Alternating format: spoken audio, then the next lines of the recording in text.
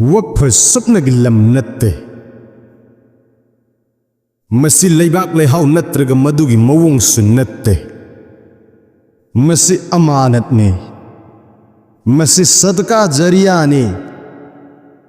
Adugumba Sadqa-e-Jariya masigi sawab kaidau nung diloy banai daba. Masi makoy adubu ningsing bani. Makoy ni sabirame. Nama sonbirame Amasung ngak senbirame. Generation kayano I kathok lamme maramdi aikoina ingna chikna ibadat taunaba.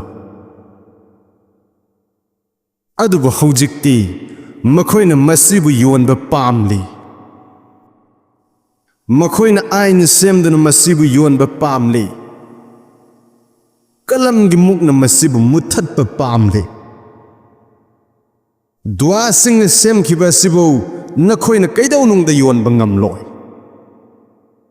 Pirang tana sem kiba sibu nakoina muthatpa ngamloy. Masjid madrasa wali singi cover asibu nakoina karbar tawba yaroy.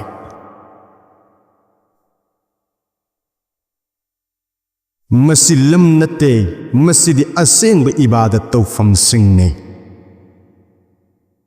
Waqf yonnabagi damak natte. Aikoi tuminna leiroy, aikoi kaw thokloy, aikoi changjeroy. Nakoina faklang sing thugai kiwiyai adubu faklang sing adada leiriba memory sing adadi ngamloy.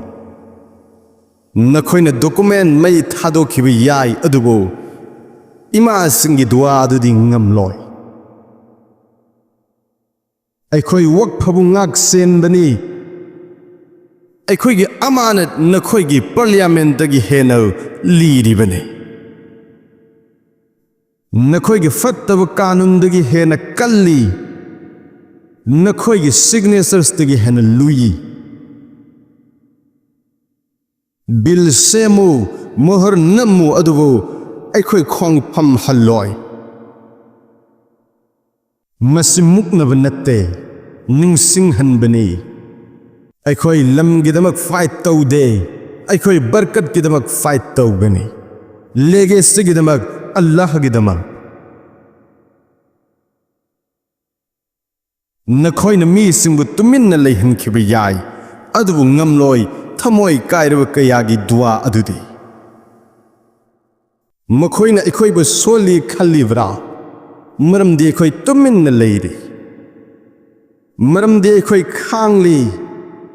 Makoina kauri aikoina tuminna leiba si sabarni. Aduga aikoina khangliba asigi marumda may chakni.